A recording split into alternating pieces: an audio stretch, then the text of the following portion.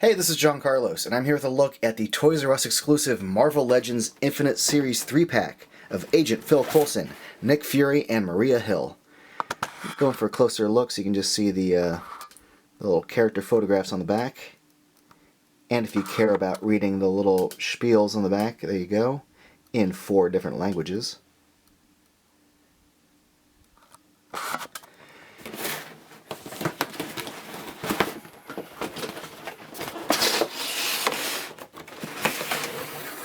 The Agent Coulson action figure is a basic guy in a suit kind of figure, but what'd you expect? If you've seen the movies, you know what he wears, and as far as like a suit action figure guy goes, I think they did a good job with this.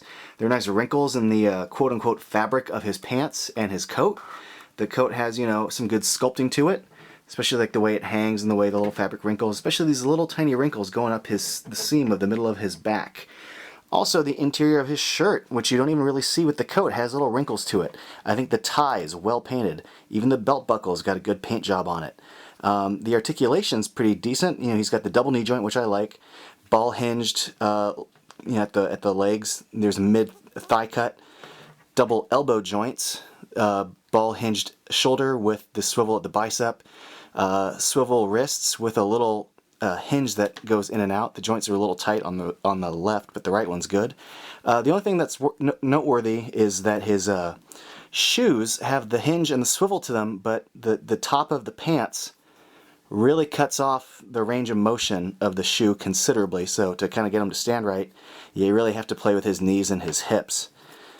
Also, you have the waist swivel, and the rib cage has like a little click hinge, and his head has the ball joint in it. And I really like this sculpt. The hinge itself is a ball at the top and then a hinge that comes forward, so you do get a really strong range of motion out of this thing. But I think the likeness of actor Gregg is pretty damn good. This head is like his more smiley head, which, you know, when he's talking about like Captain America trading cards and stuff, you actually do see him smile in the movies. And I think they did a good job with his smirk, but they did a good job with his eyebrows and his eyes, his nose. I think the hair is well sculpted and well painted. I really like this head sculpt. The figure comes with 2 accessories, including this alternate head, which I think is better than the regular head. The regular head's good and all, but I think this head is more reflective of how he looks through most of the films, which is kind of serious. And I think his mouth, which isn't smiling in this one, and like his sort of laugh lines between his nose and his mouth, perfectly capture the likeness. I think this is just absolutely great. Even like the wrinkle, his brow wrinkle right above his sunglasses. You know, for like a little $20 Hasbro action figure, I think this likeness is like just outstanding work. So good job to them for that. The head was also really easy to pop off and put this new one on, so very happy about that. His other accessory is the gun that you see in Avengers. And it's really cool looking as far as like all the detail within this sculpting goes. And the fact that they use the orange and yellow paint, that little yellow at the edge of the orange really does make this thing pop. So I think this is a really, really cool accessory. Next up, we got the Maria Hill action figure, which borrows a lot of elements from the previous action figure of Black Widow from the Winter Soldier Infinite series line. But that's kind of to be expected because the S.H.I.E.L.D. uniforms are very similar between the two of them, and it's not 100% duplicate, but I will go over the similarities. First of which, the boots and the legs, everything from the mid-thigh to the boots is the same sculpt. Obviously it's a different paint job, but it's the same legs being used. Until you get to the top of the thigh cut, you can see here that there's still a texture that matches the inner thigh fabric. This is a different top of the leg piece that doesn't match the texture there, but it does carry the same paint design, but that paint design is just paint and it's not a textured thing. We'll get to the belt in a moment. Now the torso is completely different, as is the head, but there are some similarities with the arms. The biceps are the same, which is fine. They both have that little circle that's going to get the S.H.I.E.L.D. logo painted on it. But from the elbow down, they have different arms entirely. So I like that this isn't like a total, complete knockoff. There are enough differences to make it kind of stand out on its own.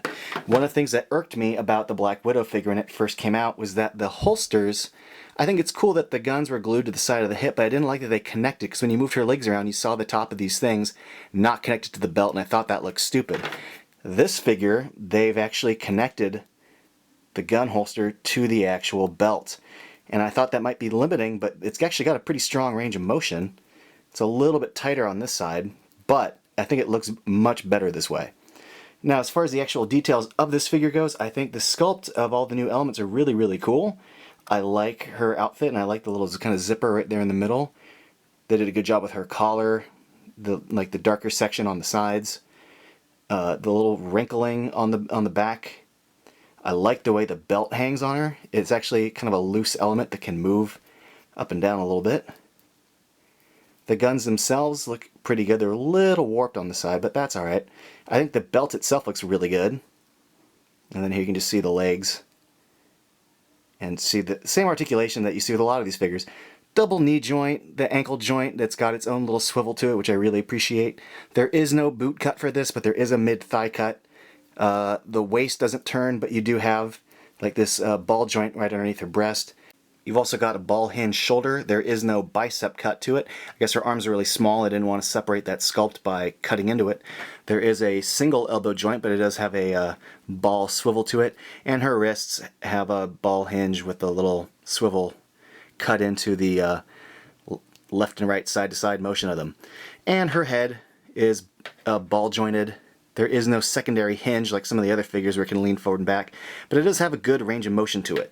I also think it's got a great sculpt to it. I think it's a pretty okay likeness to Maria Hill, and either way they did a great job capturing like her mouth and her hairstyle. I think the sculpt of her hair looks really good. I dig the bun in the back and all the little lines within the hair sculpting. I like her little earpiece. I mean, it totally reads like Maria Hill. This one's got really good eye paint. The eyebrows look good. It's got a nice like mouth line to it. Pretty solid work, I think. Also, she comes with no accessories. Technically, Nick Fury comes with 2 gun accessories, at least according to the back of the packaging where he's holding 2. But since he has 1 gun grip hand and Maria Hill has 1 grip hand, I think she gets 1 accessory and so does he. I mean, you could do whatever you want, but that's the way I see it. Now, the actual figure itself is the one I'm least excited about because I kind of basically already have this figure. And some of you probably do too because this has been used many, many times. First we saw this coat used with a Marvel Legends Punisher.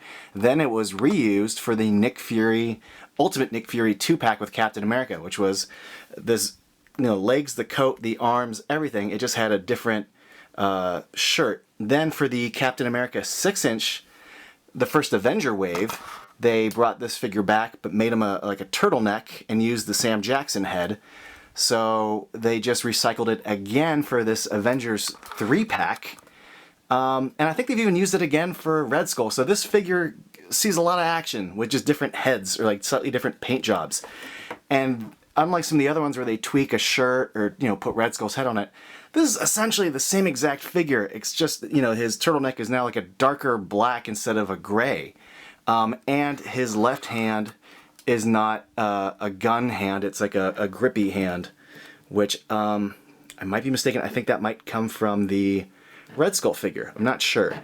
But as an identical figure goes, I'm not that upset because I really bought this set for the Maria Hill and the Coulson figure because I already have this. But the detail within like all of his little gun clips, the holster right there, you can see the detail on his belt, the texture of his shirt. The coat has the exact same, it's the exact same coat. It has the same little wrinkle there that all the other ones have had, but it's got a nice texture to it. I mean, it hangs good. If you've never owned a Nick Fury 6-inch figure before, this is a good one to have. It's not a bad figure. The sheen of his boots are good. He's got the same joints you've seen on all these other figures, double knee joints, the hinged ball, the swivel at the top of the ball, not a mid-thigh cut, but there is a swivel there. Swivel of the boots and the hinge. It's not the typical ankle swivel though, it's more just like a pivoting joint and the hinge, because I think this figure originally was made before they started swiveling the ankles. He has the mid-torso cut. His coat has the ball hinge shoulder with a bicep cut, double elbow joint, and the hands that have the hinged wrists in them. What's really solid about this figure is the head sculpt, because it totally looks like Sam Jackson. I think they did a really, really great job with that. Eye patch is well painted. His eye looks good. One major little difference though between this and the previous head is this goatee followed the original sculpted goatee line. This one is a thicker goatee that goes way past the sculpt. So it's painted onto where his smooth skin is. So at least he's got a thicker goatee on this figure. But here's one last close-up of one of his little guns. It's a pretty cool little accessory. I like the glowing blue element to it. All in all, I'm pretty happy with this set. I mean, just look at these figures standing next to each other. They look rad. I'm really happy they made a 3-pack set of the 3 S.H.I.E.L.D. agent stars of the Avengers. Now, I'm a little bummed about the Sam Jackson figure, but to be honest, I didn't buy this set for him. I bought it for the other 2 figures. I would hope someday that Hasbro would make a screen-accurate Nick Fury figure, because between this and the previous one, his coat, his outfit, his pants, I mean, none of it is screen-accurate at all. The only thing that's accurate is his head sculpt. But the head sculpt on the other 2 figures is really good as well, and I'm pretty happy with the way these turned out. I'm happy that Coulson can hold his gun. I'm happy that Maria Hill's gun holsters aren't all stupid and weird and dangling off the side of her. I really like her head sculpt. I think these 3 really look great. If you don't have a Nick Fury figure, I mean, go for it. It's a cool set to have with him. It really irritates me that nothing about his outfit is how it looks in any of the films. But this set looks cool. Hill and Coulson look awesome. I dig this. Thanks for watching.